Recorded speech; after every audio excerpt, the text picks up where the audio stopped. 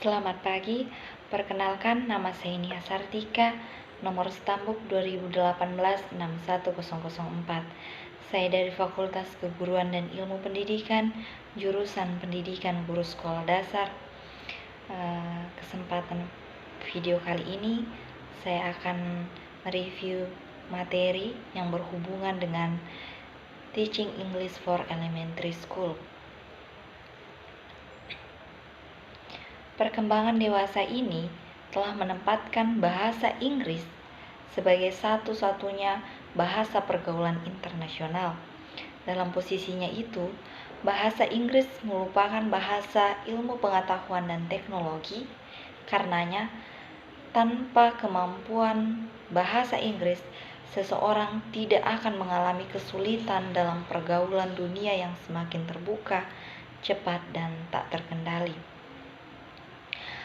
Pembelajaran bahasa Inggris sejak usia dini atau tingkat sekolah dasar sangat diperlukan, karena dengan mempelajari bahasa Inggris sejak awal, siswa akan dapat lebih mudah mempelajarinya pada jenjang sekolah selanjutnya. Selain itu, pada usia anak mempelajari bahasa asing akan lebih mudah karena area pada otak yang mengatur kemampuan berbahasa terlihat mengalami perkembangan paling pesat. Di sekolah dasar, bahasa Inggris merupakan pelajaran pilihan yang biasanya dimasukkan dalam pelajaran muatan lokal. Bahasa Inggris diajarkan di sekolah dasar karena bahasa Inggris adalah salah satu bahasa internasional yang berfungsi sebagai media komunikasi antar manusia di seluruh penjuru dunia, yang diajarkan dari taman kanak-kanak sampai perguruan tinggi di seluruh dunia, yang tergantung pada filosofis dan sistem pendidikan serta kurikulum nasional yang digunakan pada masing-masing negara. Peran bahasa akan dapat tercapai apabila sistem pendidikan berlangsung dengan baik, sebab pendidikan berperan penting dalam meningkatkan kualitas sumber daya yang mendukung kemajuan bangsa dan negara. Pembelajaran bahasa asing tidak terlepas dari konsep belajar sendiri. Semakin baiknya pemahaman terhadap hakikat perkembangan anak telah melahirkan pandangan konstruktivisme dalam pembelajaran. Terkait dengan belajar bahasa, hal yang terpenting yang harus dipahami adalah bahwa belajar bahasa adalah suatu proses aktivitas dengan tujuan tercapainya kemampuan berkomunikasi. Berbekal konsep tersebut di atas, bahasa Inggris sangat penting untuk dikenalkan pada anak sedini mungkin. Sejumlah besar sekolah dasar telah menetapkan bahasa Inggris sebagai muatan lokal. Konsekuensi dari ini adalah perlunya penataan pembelajaran bahasa Inggris di sekolah dasar. Penataan yang paling penting adalah kesiapan guru. Oleh karena itulah diperlukan adanya kegiatan peningkatan kemampuan guru dalam mengajarkan bahasa Inggris. Indonesia adalah negara multikultur karena terdiri dari berbagai budaya dan berbagai kebiasaan. Komponen-komponen ini pada umumnya terkait bersama dengan etnis, bahasa, dan budaya. Penggunaan bahasa asing, terutama bahasa Inggris, dalam segala bentuk terkait pengajaran bahasa dalam pendidikan informal dan formal di Indonesia, bahkan beberapa bahasa asing telah diperkenalkan pada kanak-kanak.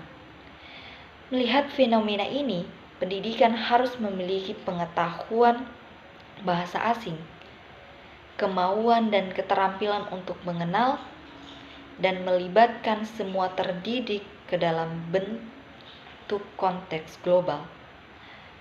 Pengenalan keterlibatan multikultur atau di posisi lintas budaya yang harus dilakukan pengalaman transformatif atau praktis dalam belajar bahasa Inggris. Pendekatan multikultur dalam pembelajaran bahasa Inggris pada anak-anak akan membuat anak-anak lebih toleran terhadap budaya lain. Pendidikan dalam kemajemukan budaya seperti di Indonesia memiliki tantangan yang cukup berat. Hal ini berkaitan dengan kewajiban pemerintah dalam memberikan pendidikan yang merata dan berkeadilan, serta anti terhadap primordialisme. Masyarakat yang homogen memiliki kesempatan yang serata untuk memperoleh ilmu pengetahuan demi mencapai kesejahteraan. Sejalan dengan ini, di era globalisasi ini, bahasa Inggris merupakan salah satu keterampilan yang sangat dibutuhkan dalam rangka mencapai tujuan tersebut. Masyarakat Indonesia, mulai dari Sabang sampai Merauke, adalah masyarakat majemuk yang memiliki berbagai macam latar belakang budaya atau multikultur. Masing-masing budaya memiliki karakter yang berbeda antara satu dengan yang lain. Pendidikan multikultur memiliki peran penting bagi tumbuh kembangnya karakter anak usia dini. Karakter yang diharapkan adalah karakter keindonesiaan.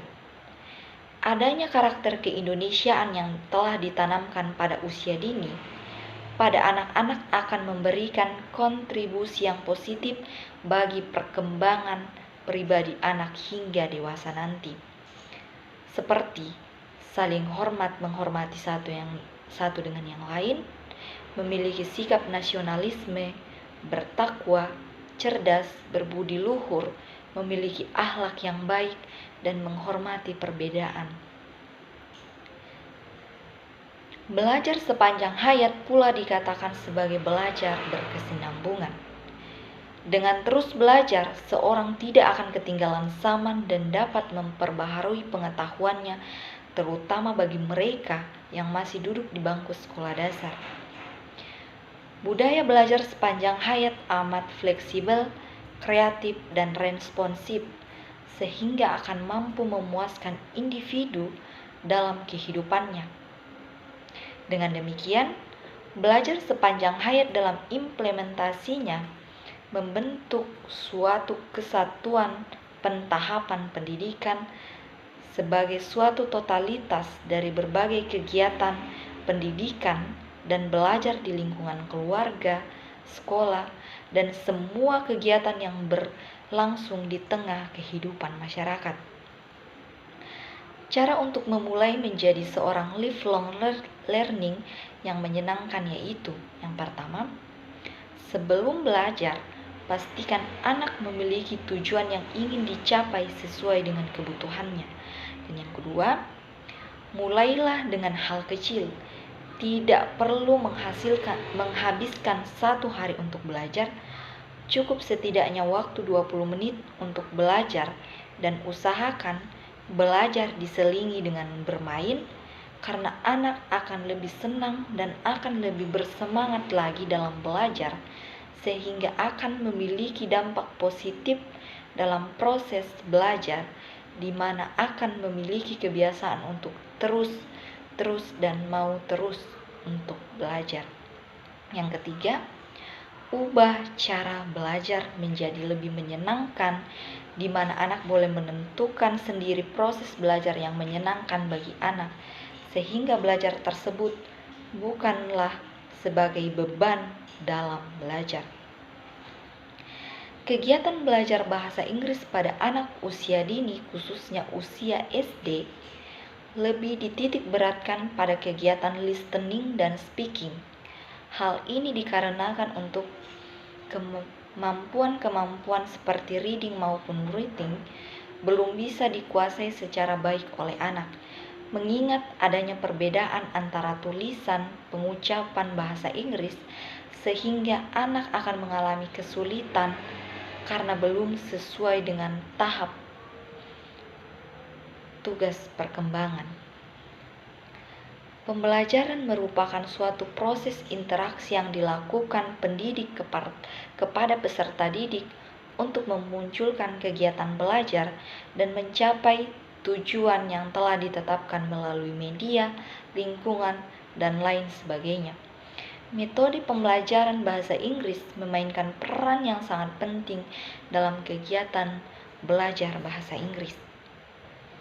Ada banyak siswa yang mampu mencapai prestasi yang baik karena diajarkan menggunakan metode pembelajaran bahasa Inggris yang tepat. Sebuah metode pembelajaran bahasa Inggris merupakan kunci dalam pembelajaran. Berikut ini ada 9 metode utama pembelajaran bahasa Inggris yang wajib untuk diketahui setiap pengajar bahasa Inggris. Yang pertama, metode langsung. Yang kedua, metode Berlitz. Yang ketiga, metode alami. Yang keempat, metode percakapan. Yang kelima, metode mendengarkan dan mengucapkan. Yang keenam, metode praktik teori. Yang ketujuh, metode membaca. Yang kedelapan, metode berbicara lisan. Dan yang kesembilan, metode praktek pola-pola kalimat. Untuk itu, sangat diharapkan kepada seluruh pendidik, khususnya guru, untuk dapat sadar dan memahami serta berupaya untuk dapat meningkatkan kualitas pengetahuan terhadap pembelajaran bahasa Inggris dengan cara yang menyenangkan dan mudah dipahami. Selalu memberikan yang terbaik sesuai dengan yang telah ditetapkan dalam menentukan metode sebelum pembelajaran bahasa Inggris dilakukan. Karena dengan begitu, guru dapat mengevaluasi hasil dari pembelajaran tersebut. Karena itulah, metode dalam sebuah pembelajaran sangat penting bagi seorang guru.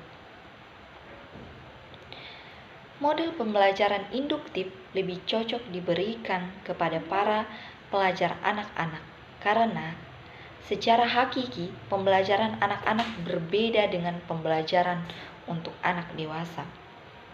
Pembelajaran anak-anak memiliki karakteristik yang berbeda dengan kelompok lain. Beberapa karakteristik mendasar dari anak-anak adalah mereka senang bermain dan memiliki konsentrasi yang singkat. Salah satu faktor yang memengaruhi kesuksesan seorang belajar bahasa adalah metode atau strategi belajar yang digunakan oleh guru. Oleh karena itu, untuk mencapai tujuan tersebut, metode, strategi, atau teknik pembelajaran yang tepat perlu diupayakan.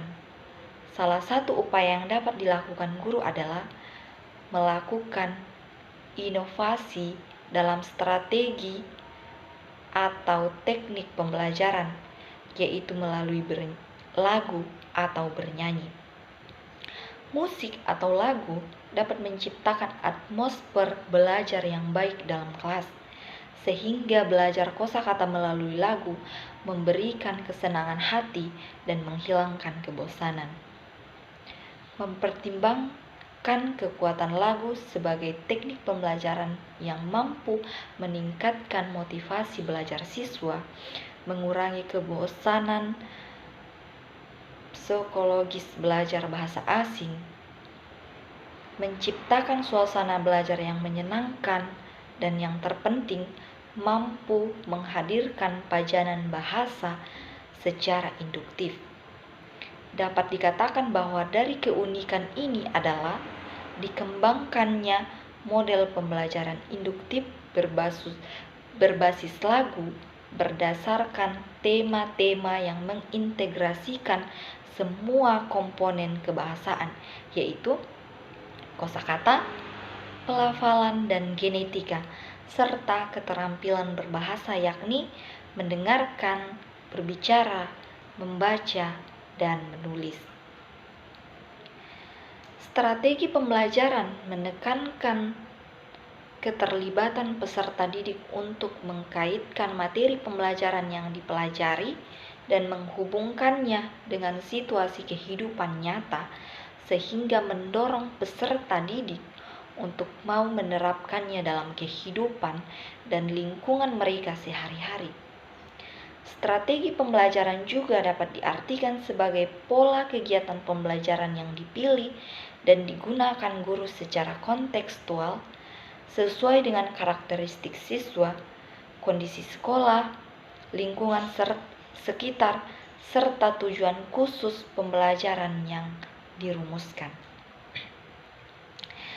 Baik, itulah yang dapat saya sampaikan mengenai Teaching English for Elementary School. Semoga dapat bermanfaat bagi yang mendengarkannya. Saya ucapkan terima kasih. Sekian dari saya.